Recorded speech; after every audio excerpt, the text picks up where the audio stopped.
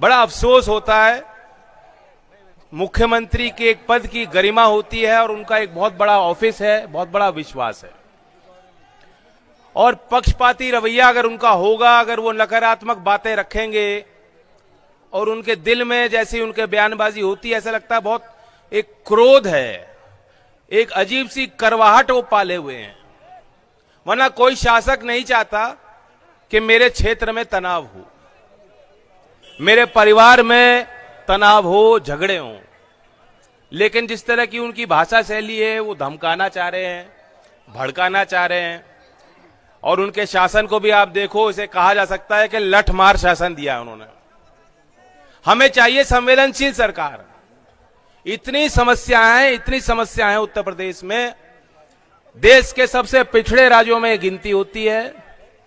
और मेरठ जो क्रीम है, मेरठ जो एक प्रतिष्ठित शहर है पश्चिम का, पुराना चौधरी चरण सिंह की कर्मभूमि, ये हमारा जिला है। यहां भी जब आप देखोगे, ये कॉन्स्टिट्यूएंसी 1989 से क्षेत्र की जनता भाजपा को जिता रही है।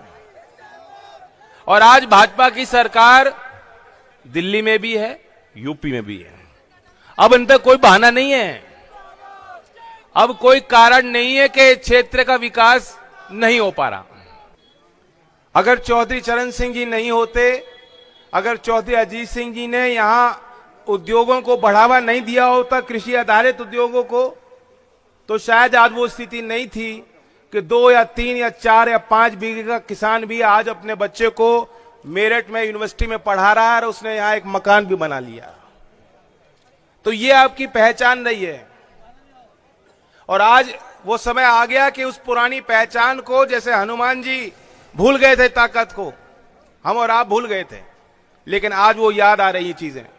और वो खोई हुई ताकत अगर हासिल करनी है तो ये मौका है, बार बार नहीं मिलेगा।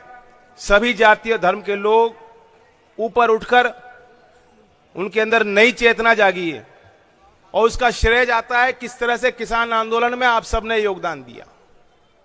पहली बार हो रहा है आजाद भारत में कि 13 महीने हमें और आपको सड़क पर बिताने पड़े। ये जो ट्रैक्टर खड़े हैं, किसान तो वाकई 1 साल से ट्रैक्टर पे ही है। और शायद डीजल का भाव भी सरकार ने इसलिए बढ़ाया कि ये जो आकर्षण ट्रैक्टर के लिए बन रहा था आंदोलन में, कि ये किसी तरह धीमे हो। ये चाह रहे ठंडे हो जाओ, लेकिन यहां तो बहुत गर्मी है।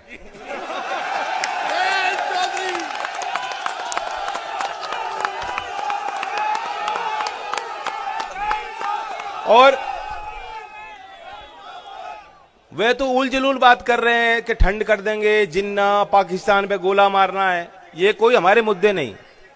और सरकार सुविधा दे रही है उद्योग को नहीं, कंगना रनौत को।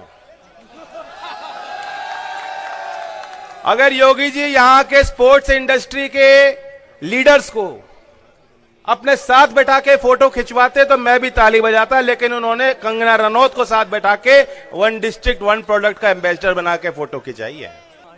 हम और आप ये नहीं सोच सकते कि गाज गिरेगी किसी और पे।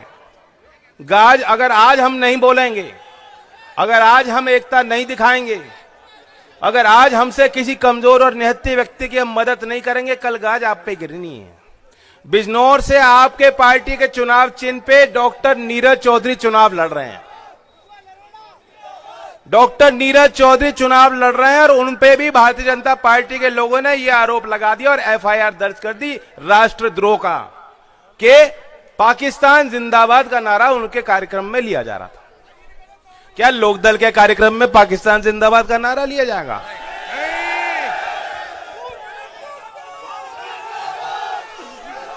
ये हमारी कमजोरी है। ये हमारी कमजोरी है कि आज हम यहां खड़े हैं। और अगर फिर कमजोरी दिखाओगे तो वो दिन दूर नहीं कि किसान के बच्चों के पोस्टर योगी जी लगा करेंगे और एनएसए लगा के, यूएपीए लगा के जेल में बंद कर देंगे।